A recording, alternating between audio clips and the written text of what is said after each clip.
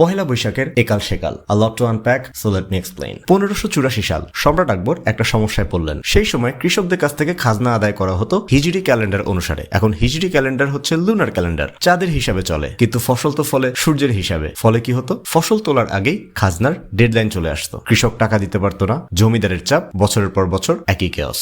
আকবর তখন বিখ্যাত জ্যোতির্বিদ ফতেউল্লাহ সিরাজিকে বললেন, একটা নতুন ক্যালেন্ডার বানাও যেটা হিজরির সাথে মিলবে কিন্তু চলবে সূর্যের হিসাবে। এটা ছিল পিওরলি একটা ইকোনমিক সলিউশন, শুধুমাত্র ট্যাক্স কালেকশনকে এফিশিয়েন্ট করার একটা অ্যাডমিনিস্ট্রেটিভ ডিসিশন। বাংলা ক্যালেন্ডার বৈশাখ, জ্যৈষ্ঠ, আষাঢ় এগুলো কিন্তু অরিজিনাল নাম ছিল না। ফতেউল্লাহ সিরাজি যখন ক্যালেন্ডার বানালেন তখন মাসগুলোর নাম ছিল পার্সিয়ান, ফরওয়ার্দিন, উর্দি বেহেশত, খোরদাদ ইত্যাদি। কিভাবে ফরওয়ার্দিন হয়ে গেল বৈশাখ আর কিভাবে খোরদাদ হয়ে গেল আষাঢ়? বঙ্গ অঞ্চলের মানুষ এই পার্সিয়ান নামগুলোকে আস্তে আস্তে শকাব্দ ক্যালেন্ডারের বিভিন্ন নাম অনুসারে পরিবর্তন করে, মসলি, গ্রহ, নক্ষত্র, তারা ইত্যাদির নাম অনুসারে। এই যেমন বৈশাখ নামটা এসেছে বিশাখা নামক তারার নাম থেকে, জ্যৈষ্ঠ এসেছে বৈদিক জ্যোতিষশাস্ত্রের 18তম নক্ষত্র জ্যৈষ্ঠের নাম অনুসারে। এদিকে অগ্রহায়ণ শব্দের লিটারাল অর্থ হচ্ছে নতুন বছর, অর্থাৎ একটা সময় অগ্রহায়ণ থেকে নতুন বছর শুরু করা হতো। উৎসব কোথায়? সম্রাট আকবর একটা চালাক কাজ করলেন, নিয়ম করলেন খাজনা দেওয়ার পরের দিনই জমিদাররা প্রজাদের মিষ্টি খাওয়াবে, মেলা হবে, আনন্দ হবে, হাল খাতা খোলা হবে। মানে মানুষগুলোকে যদি একটু আনন্দ দেওয়া যায় তাহলে কৃষকদের মাঝে খাজনা দেওয়া নিয়ে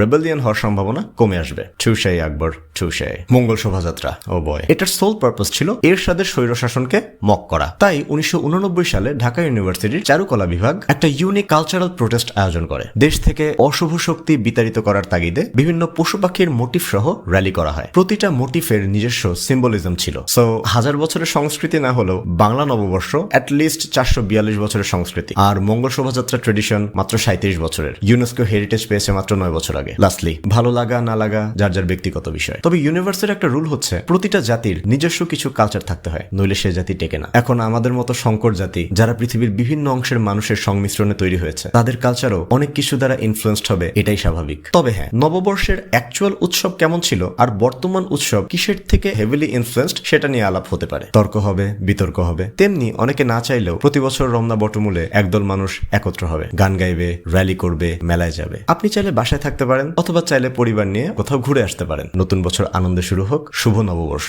ওয়েট, এই কালচারে পান্তা ইলিশ কই?